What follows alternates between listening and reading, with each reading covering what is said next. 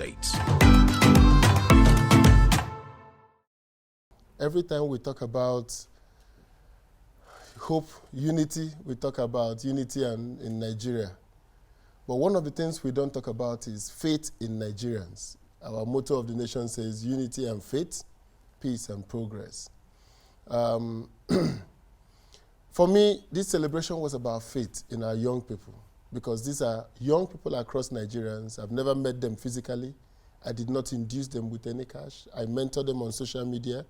I give them life tips, and I said, gather across your cities, mobilize to run 5 kilometers on my birthday. On that 17th of July, I was running 50,000 steps in Abuja, which took us 42 kilometers.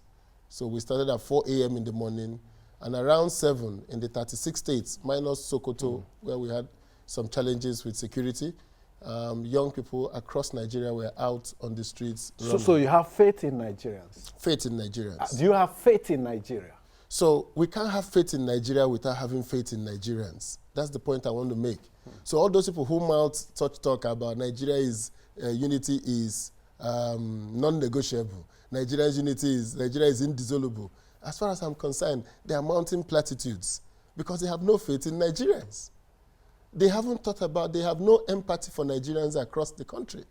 Nigeria is a country in a crisis. Nigeria is in a country of a growing youth population. Nigeria is in a country challenged by bandits in the northwest, by Boko Haram in the northeast, by Headers farmer crisis in the south, in the middle belt and down to the south.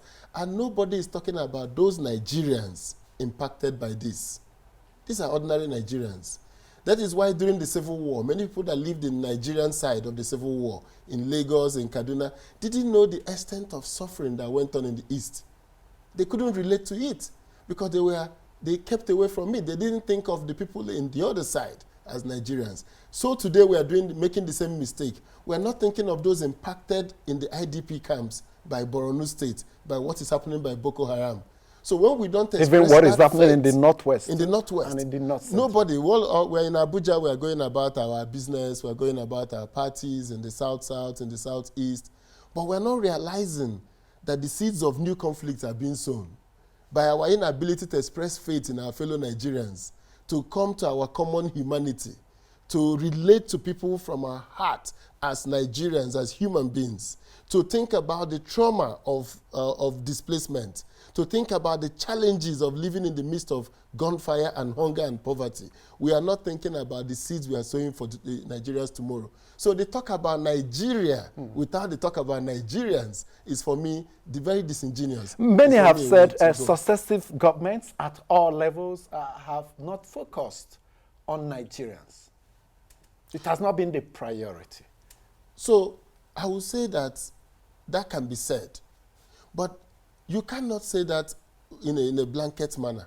There is need for more focus. If you dimension it government by government, President Obasanjo's regime from 1999 to 2007 saw clear focus, saw the bringing together of Nigerians across ethnic groups, and particularly decided to use the excess crude. Don't forget that most of the excess crude account that came during Obasanjo's period was oil selling at $60-something per barrel, 70. At about the same price. About the same price as it's selling today. But different production levels. Production levels, yes. But he managed to save to be able to say, we can use this money to pay off our debts. As he paid off the debt, every Nigerian benefited immediately.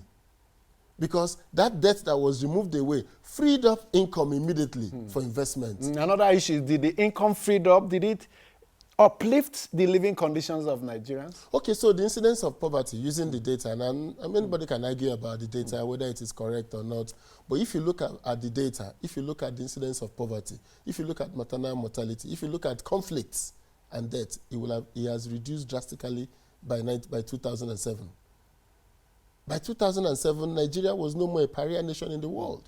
We couldn't argue that we were not at our best, but we could see hope of a greater future. But that again is just because maybe where we're coming from the military to Obasanjo's regime to President. You say it's arguable because because for poverty rate, I know the reason, part of the reason why the Obasanjo administration came with NEET, National Economic Empowerment and Development Strategy, was I discovered that while GDP was growing Yes. during his first term, Yes. poverty was also growing. Yes. And NIS came to retool that, change that. Yes. But he didn't succeed eventually. Well, he started it and then he left. But if you notice, it was at the time our banks were consolidated. It was at the time the insurance industry was consolidated. It was about the time our oil production goal was clear. We want 4 million barrels a year. We want 40 billion, whatever reserves. So every oil company was given a target. This is what you need to do. And all that dreams could have translated to better life for Nigerians going forward. But this is not just a matter of comparison. What is important is that we must put Nigerians at the focus of our conversation, not just at the government level, not just at the federal government level, not just at the state government level, down to the local government level. What are our local governments doing? That's what I'm mobilizing the young Nigerians. So many will ask, you served the Obasanjo administration as Corps Marshal of the Federal Road Safety Corps, yes. And you served the Jonathan administration as Minister of Aviation. Did you apply this strategy of concentrating on the people? In fact, one of the things I like most, one of the things that I wear, the badge of honor I wear most in my time in government, is when I see those young men in Federal Road Safety Commission who call themselves Osita boys. Why are they called Osita boys? That was the time when we planned to do a recruitment, and everybody in the corps, the usual idea is you share the quotas of who to different people, politicians, government officials, and their staff. Everybody gets bring 2, bring 3, bring 4, and then we gather them together. So, but this time around, I said there's going to be exam. They said, okay, we will arrange the exam. But I went behind the corps. I went to JAMB and said to JAMB, you conduct exams every year. Can you do exams for me across the country? They said, that's our business. We'll give you the result tomorrow. We take the exam today, you get the result tomorrow. I said, fantastic. So what we did was that we did all the pre-exam tests, the medicals, the physicals, and the people that qualified took the exam. The day the result of the exam came, we just matched the results to their other results and came to the average. 60% of those in that team got their letters of employment the day after. Before anybody could come, no influence, no House of Reps, no Senate, no presidency could call me. I had given them their letters of award. Because I am thinking, if not for this type of situation of me winning National Youth Service Award, I would not be Corps Marshal today. So the idea that Nigeria has become a place where the elites confiscate that faith in Nigeria becomes the link, they become a barrier between that faith in Nigeria and Nigerians, that you had to know an elite to get going in Nigeria, was for me one of the major damage we've done to Nigerian young people. So when I see those boys and they write on social media, I was in my house and I got a letter of offer inviting me to come and start work at Federal Road Safety. I felt that that was my biggest expression of faith in Nigerians, because it was Nigerians across the 36 states. Everybody sat in their house with your phone number. They called you and say, go to Road Safety and collect a letter of employment. So for me, the idea that we are no more giving hope to people, that competition is no more part of our life, and this is happening in, whether it is Yobe State, it is Yobe people versus Yobe people. So you have 10 slots for Yobe, we take the best 10 people in Yobe. You have the best slots in Anambra, the cutoff for Anambra may be 90, but the cutoff for Yobe must be above 50%, which is our national benchmark. So that way, we were able to get the best and brightest from every part of Nigeria. And the reason why that is important is that that gave hope to the generation of officers in the Corps. They knew that all they needed to do to get going was to be their best, was to put in their best, and they will be rewarded. Perhaps the practice which you asthmated, I don't know whether there were repercussions. Oh, there was repercussions from Nigeria's elites because people how were very strong were the repercussions? Very strong. It was very strong. It was very, very strong. I have friends who took it very personal, who were senior government officials, who said, look, the idea is that you must give us this thing, and where we give to our people. That's how we get to win elections. That's how people know that we're working in Abuja. And I said, but isn't the problem, aren't you asking, are there people recruited from my constituency? If they are, you can claim them because they came in through a competitive process. So all you need to do at that time, in fact, I sent the forms to legislators from certain states, telling them, yeah, people have not been applying to this. Can you please take this form to them to apply for this job? Because we are watching the data and we are seeing the states that had very high number of applicants and those that do not have. But what was interesting is that despite that effort, that made it possible for people to get in. The politicians didn't see hiring somebody from his constituency as a benefit to him. He felt it was when he gave that letter of award to that person, that is when the community knows that he's, and I guess it's building a political structures. Yes, I guess it's a valid point, but did it work against you when you ran for governorship in Anambra? Because people will also say, will ask you, what did we benefit when you served as commercial FRSC and aviation minister? And the sad part was that those that you now helped through that transparent process are nowhere available to come and defend you. To say, no, I got it because he didn't take any money from me or he didn't know me and gave it to me. So what was happening was that those against you were far stronger than those in support of you. Yes. So do you regret the action? No regrets, because that's why I'm still connected with Nigerian youths. That's why they left their houses at 7 a.m. in the morning to come out and exercise, and went to hospitals, in 109 hospitals, to children born on July 18. So they visited hospitals in 109 hospitals, 110 actually, across the country, and gave them the token. Some contributed money amongst themselves to even supplement. Now that practice of sharing positions, yes, is also at the political recruitment level. Yes, you recruit those that are your boys, those that are loyal to you. Down the rank, it happens. That's why merit has been sacrificed in order of mediocrity, and it's at the bane of our development. Well, the good news is that it hasn't worked for anybody. The recruitment in the of long the boys, term? In the immediate term. So you can go back in time to all the states where governors brought in their successor. Governor Akpabio was governor of Akwa Ibom State. His successor is Governor Udom, who was his SSG. Akpabio had to leave to APC and couldn't win a Senate seat. Governor Sullivan, Chime, and Governor Ugwuanyi, Governor Chimaroke, and Governor Sullivan. In fact, you can name all the states, except a few, count it. Like in Lagos. Even Lagos, Governor Fashola and Governor Tinubu were in conflict. It was just that they managed it better. There was, better management. Of course, the next governor, Ambode, couldn't stay. He stayed one term and had to leave. He paid the supreme price. He paid the price. So at the end of the day, the question is, what is the benefit to the person who is bringing in a successor? My answer is data shows 0. Why do you think your case will be different when you want to go against everybody and bring in a successor? Your case will not be different. It's a data politicians do not want to take a look at. Well, it's a reality, I agree with you, but the urge, that temptation to implant their success appears to be stronger. Because people always have what I call optimism bias. Everybody thinks his case will be different. It was my daughter that brought me to the idea of optimism bias. You get to a point in life, and it's almost like hubris. You think my case will be different. I know Amechi very well.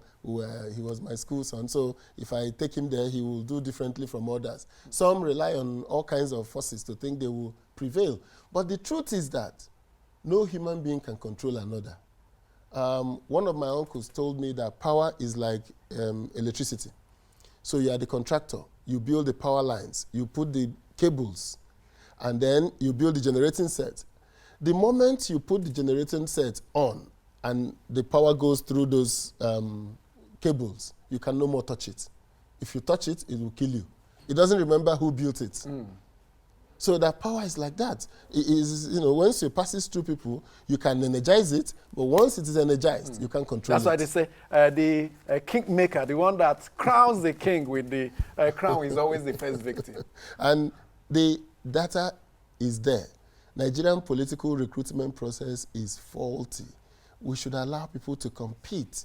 We should allow the masses to make their choice. They will make their mistakes. They will learn from their mistakes. But if we think that we can always determine, because this is the person we think will do what we want, not the person we think will do what is good for the state or what is good for the people, we will remain in this, in where we are. And the truth of the matter is that the time is running out for all of us in the political elites, because the population is growing, the income is dwindling, debt has overtaken us in Nigeria, so we can't even afford the luxury of running our institutions as business as usual.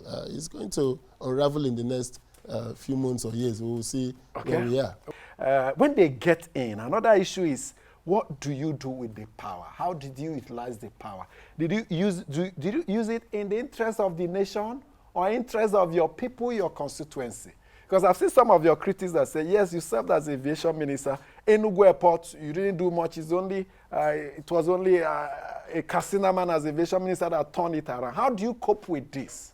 That lure to grab as many as possible, like the president has been accused of now of nepotism, of getting what his people don't deserve.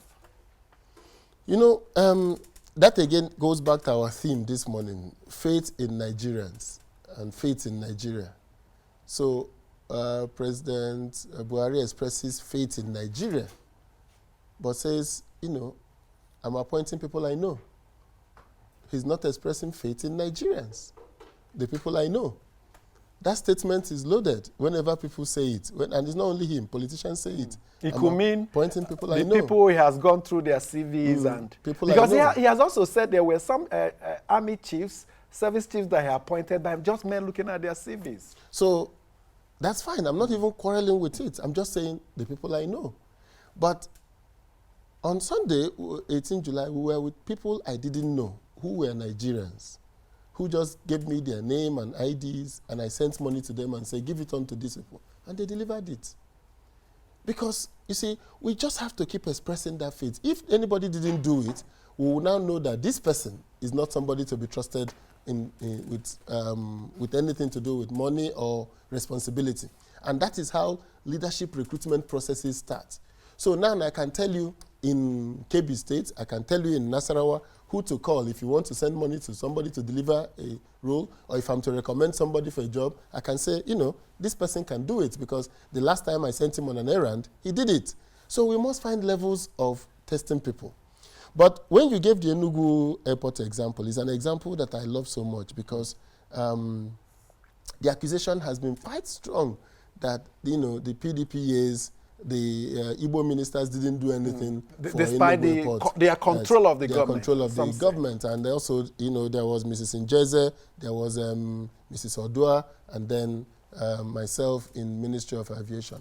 But that is because ignorance is something that, even in the Bible, they raised the dead, they did this, but they couldn't cure anybody of stupidity because people just don't want to face the facts. Enugu Airport used to be a local airport. President Yaradua approved it to become an international airport under Mrs. Njeze. President Yaradua approved it. Then a contract was awarded. Enugu Airport used to be 2.4 kilometers. It was extended to 3.6 kilometers. The width used to be 40 meters wide. It was extended to 60. So Enugu Airport was shut down for more than 1 year in 2010 for the airport to get a longer runway to make it an international airport. Now, that project was awarded first at 4 billion and later revalued about 10, but there was a fundamental problem. Because there was no money in the budget the year they included it for it, the project was scaled down in terms of some of the drainage system that was to be at the airport. So that drainage system was not built because everybody was in a hurry. Enugu Airport was short, people were going to Owerri to fly, and the terminal, later on Mrs. Odua came and remodeled the terminal. So we did that extension to 3. Mrs. Njeze and Omotoba followed her. Before then, Mrs. Odua came. So Enugu Airport was extended to 3.6 kilometers, was expanded from 40 to 60, and that made Enugu Airport viable for an international airport. Now, Ethiopian Airlines came under Mrs. Odua. She brought Ethiopian Airlines to fly through Enugu. But if you notice, there were 4 airports being constructed in the country. 4 of those airports were Lagos, Port Harcourt, Abuja, Kano. The terminal. The terminals, terminal buildings. Enugu was not amongst those because the Chinese loan said Enugu traffic was still low. But Mrs. Odua got the Ministry of Aviation to build a new terminal for Enugu. So that terminal you see on the left was awarded and built by Mrs. Odua. Continued under me for the 9 months I was in the Ministry of Aviation. So what happened was that, what happened was that the people that built it came and told me, PW, that because the drainage system was not done, the water levels in Enugu are high, it is eroding the tarmac. We need to overlay the tarmac again, but this time with the drainage system. I had awarded also the contract for the night landing facilities, lightings, even solar panel lightings for the Enugu airport. All that was done. But they said, instead of laying those cables now, why don't we redo the airport? We said, okay, after the election, we will do a contract, shut down the airport. It will be shut down for about at least another 1 year, like they did, to redo the airport. So, of course, we didn't win that election. By the time the APC government came, first time, the airport was eroding. The stones were sticking out from the road, so from the airport, from the runway.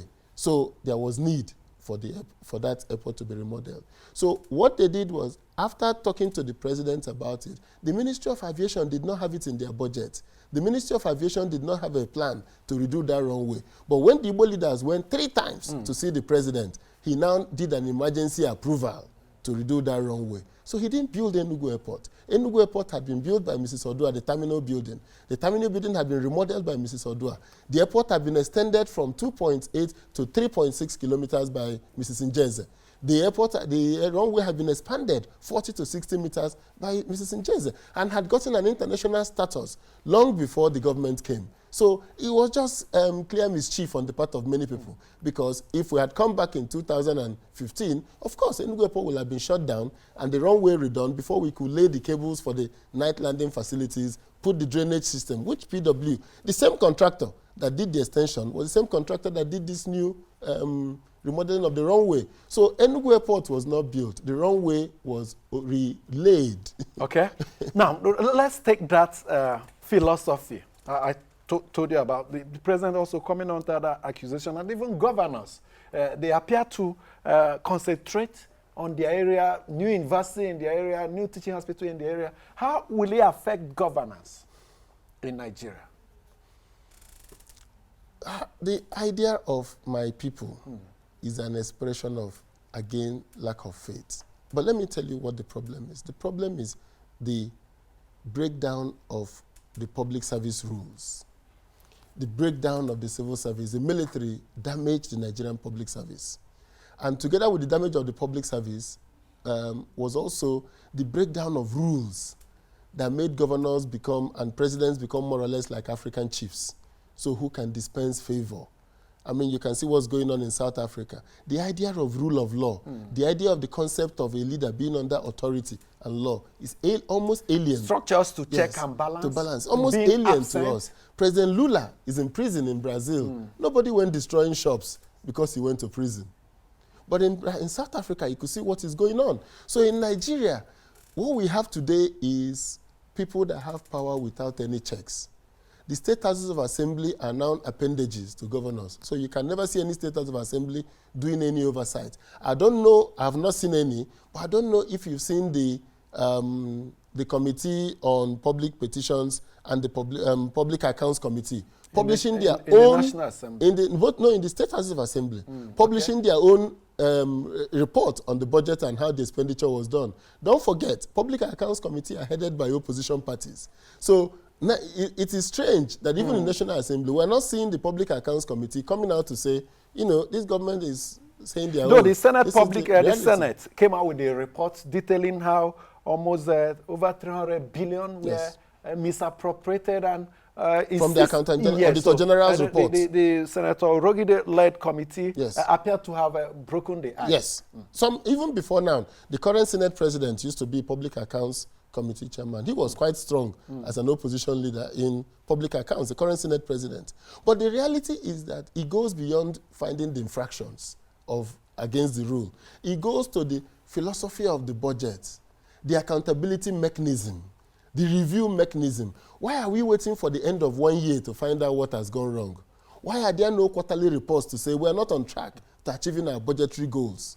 So these are the issues that the broken down civil service. There is no public service anymore in Nigeria. The permanent secretaries in the government house don't even know what is going on. They all sign off as anybody is determining what they want. Because if there was a bureaucracy, it would tell the governor, Mr. Governor, sorry, you can't do this because our plan is that there will be 2 hospitals and these are the locations by need, made by population.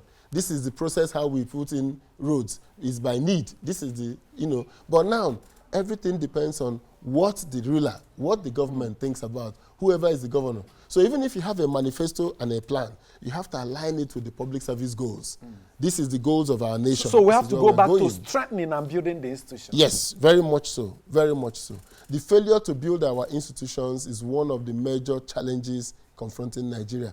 Nigeria cannot grow without an informed, knowledgeable, and empowered bureaucracy. Because politicians will always come. The people that win elections are not usually the best and the brightest. It could be the most biggest populist.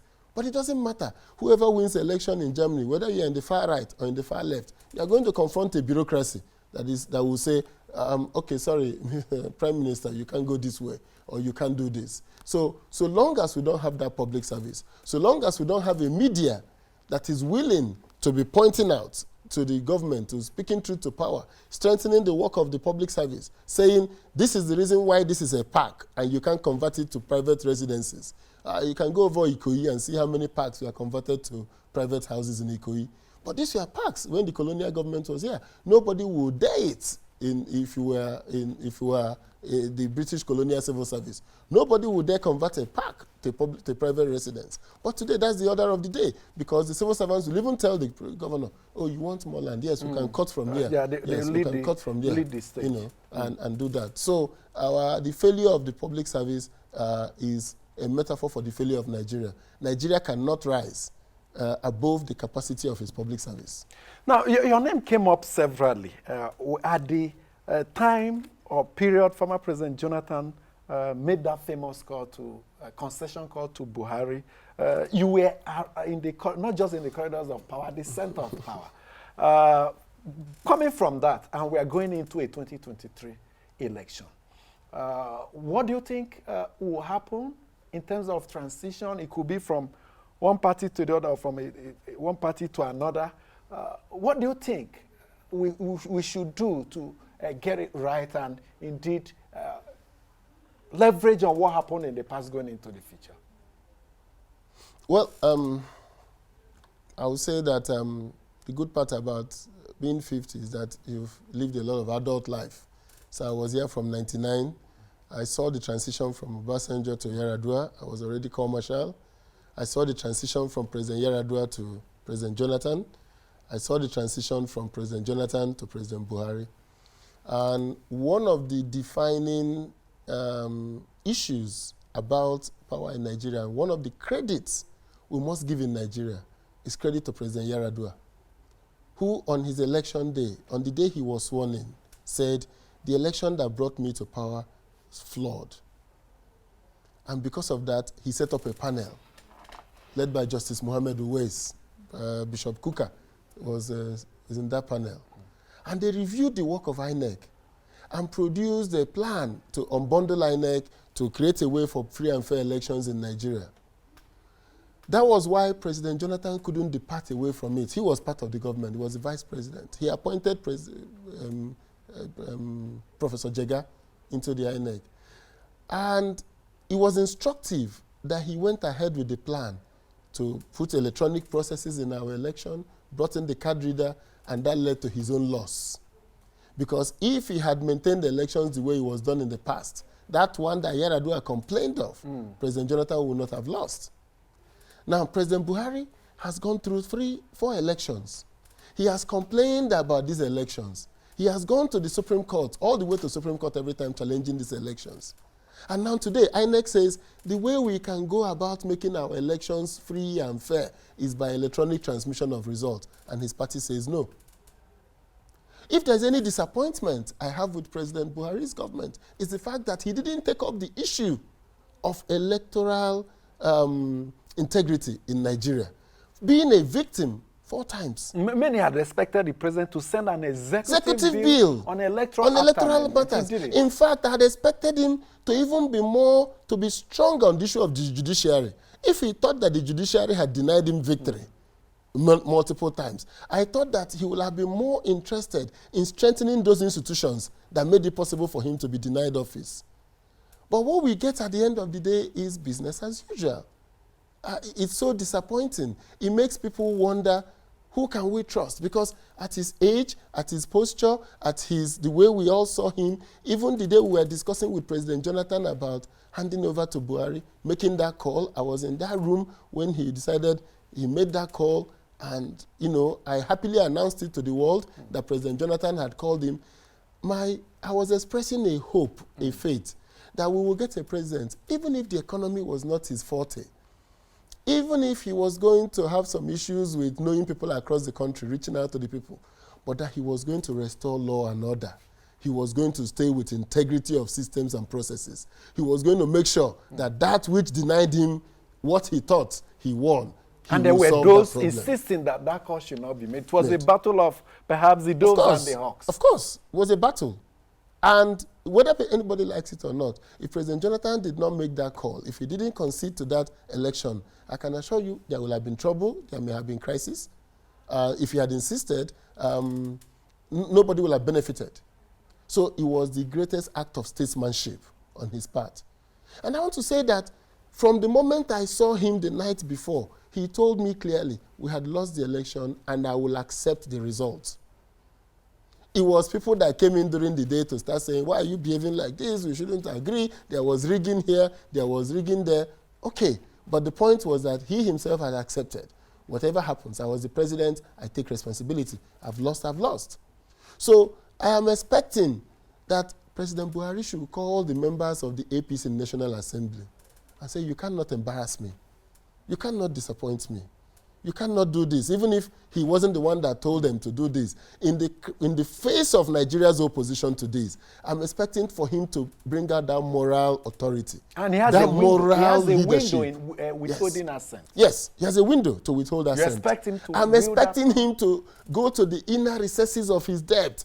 That thing that made him the Buhari that Nigerians wanted after 1984. That thing that made Nigerians say, this man, despite all the challenges with him, despite the fact that we really don't know what he believes in, we believe he's a man of integrity. I am expecting him to go into the inner recesses of his soul and come out to say, this is what I will bequeath to Nigerians. I will bequeath an electoral process that Nigerians will look back years behind and say, if not for Buhari, we will not have done this. And he has made that promise severally. So he believes this is the time for him to walk the talk. This is his moment of glory. This is his moment of honor.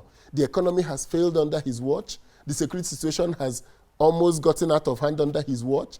I'm not sure any other person will have a better plan than him. If PDP were in power, of course we will, but I'm not sure. But the point is, this is a golden moment for him. This is that historical moment when leaders transit from mere mortals to gods.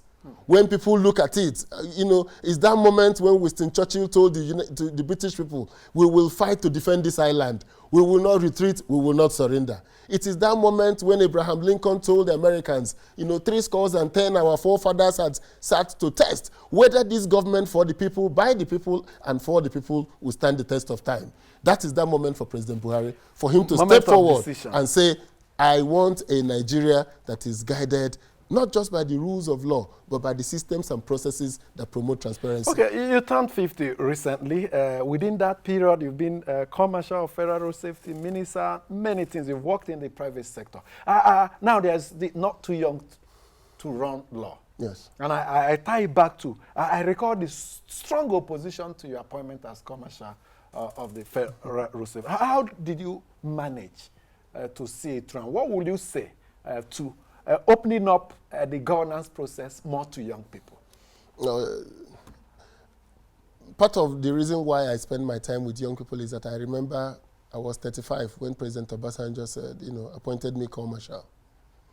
And at that time, I had done so many things with him as president. At 33, 34, I was a regular guest with President Obasanjo. I sat with him. I, did some work for him. And unofficially, as a private sector person, we used to sit down and argue. Obasanjo was such a great man. He had a large heart. He could tolerate young people. I can imagine some of my ideas then must be harebrained and stupid, but he listened and he gave me an opportunity to express myself. That is why I am particularly encouraged by young Nigerians. That's why I express my confidence in them. If I have my way and if I was to be president of Nigeria, I would look for a team of, 30 to 40 years old people. and appoint them in various positions as a grooming opportunity for leadership. You're excluding me from that rank. Yes. Well, the 40s are already been appointed. The 40s are already been appointed. Most of our governors are in their 40s. Most people are House of Assembly, House of Reps. They're all in their 40s. But this one is a process of, including leadership. I remember when I was Corps Marshal, I feared neither man nor the elements because I didn't have the connections that I have today. I didn't have the pool that I have today to start thinking, oh, I need to do this for the media. I need to do this for the members. I will need these people in my tomorrow. I didn't think that far. All I thought about at any point in time was what was the best thing to do, what was good, because I didn't even have need for money because I didn't have any, I just had little children who go to school, primary school. I didn't have any need. So at that time, my idealism was at its prime.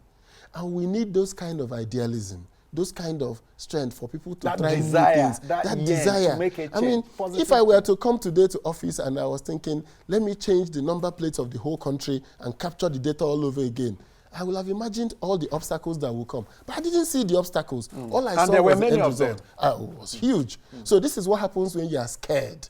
When you have gone through experiences, you tend to now want to take the path of least resistance. And as you are looking at the terminal point of your life in the public service, as you are looking at 60 coming, the retirement age, many people are not ready to take risk.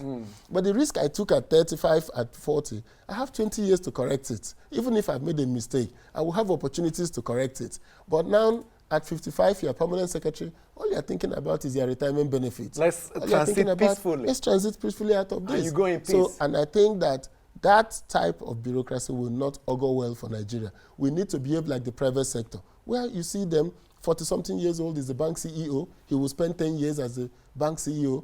At that time, it's full of energy, full of ideas, and he's taking the bank to a new level. I mean, look at what the people that Igi Mokwede and Herbert Wigwe had done with Intercontinental Bank, with Access Bank. See where they've gone today. So this is what Tony Elumelu did with UBA. If Tony Elumelu were to buy UBA today, if we are to be in Standard Trust today, I'm not sure he will have the appetite to take on that kind of project. I'm not sure. I'm not sure at the Deputy side in essence, will be able to do what he did. You want more young people because they are the ones that will be more innovative, bolder. They will take risks, and they will look at positive idealism. impact. Yes, the idealism of youth will drive them to, to great impact.